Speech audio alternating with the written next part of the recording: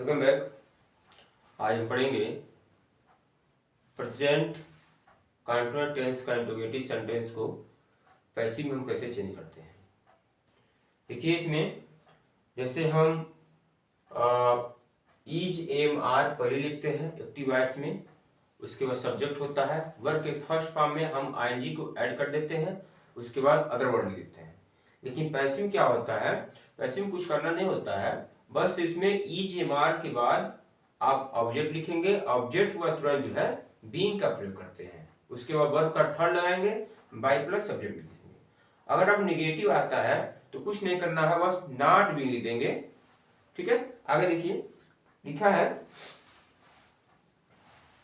Active voice में होता है is am are subject verb के फर्स्ट फॉर्म में आईएनजी ऑब्जेक्ट अदर वर्ड, और यही जब हम पैसिव बनाते हैं तो is am are object being verb का थर्ड बाय प्लस सब्जेक्ट होता है। ये सर दिया है वाई, ये है क्वेश्चन वर्ड, तो क्वेश्चन वर्ड को हम हटाएंगे नहीं, क्वेश्चन वर्ड को यही रहने देंगे। वाई वाई हो गया। अब ये इज एम आर का प्रयोग करने से पहले इस ऑब्जेक्ट को यहाँ है, इस ऑब्जेक्ट जब इधर लाते हैं तो इस सब्जेक्ट का रूप लेता है। ठीक है, तो इस ये ऑब्जेक्ट इधर लाएंगे, देखिए सिमिलर है इसलिए हो जाएगा इज और योर शर्ट। योर शर्ट क्योंकि ये है आपका पोसेसिव से चेंज नहीं हुआ है, यह पोसेसिव कभी चेंज नहीं होता है। इज योर शर्ट, ठीक है। अब उसके बाद क्या है, ऑब्जेक्ट हो गया, अब लगाएंगे बीइंग, लिखेंगे बीइंग, अब लिखेंगे वर्ब का थर्ड, वॉश का वॉश्ड, उसके बाद बाय प्लस सब्जेक्ट, सब्जेक्ट ए है, इस सब्जेक्ट को हम इधर लाते हैं, ए ऑब्जेक्ट बन जाता है, तो यू का ऑब्जेक्ट यू होता है। क्लियर, आगे देखिए लिखा है is he eating the Apple, इसमें ऑब्जेक्ट है द एप्पल्स, तो इसमें एप्पल जो है ज्यादा है, ये प्लूरल में है, इसलिए हम क्या करेंगे आर लिखेंगे, इस जगह पे आर लिखेंगे, और उसके बाद ऑब्जेक्ट द एप्पल। क्लियर, उसके बाद क्या है, ऑब्जेक्ट हो गया, अब बीइंग लगा दीजिए, बीइंग वर्ब का थर्ड, वर्ब क्या है ईट है, ईट का थर्ड ईटन होता है, ईटन, उसके बाद बाई, अब क्या है, ये है सब्जेक्ट, इस सब्जेक्ट को हम इधर लाते हैं तो ही का ऑब्जेक्ट हो जाएगा, तो यहां him, are the apples being eaten by him. यहां है why are you not teaching me English, इसमें थोड़ा सा परिवर्तन कर दिया गया, इसमें नॉट दे दिया है, जब नॉट देता है तो ये क्या करेंगे, तुरंत जो है नॉट बीइंग लिखेंगे, तो ये वाई हटेगा नहीं, लिखेगा वाई, वाई ये हटता नहीं है, क्वेश्चन वर्ड है वाई।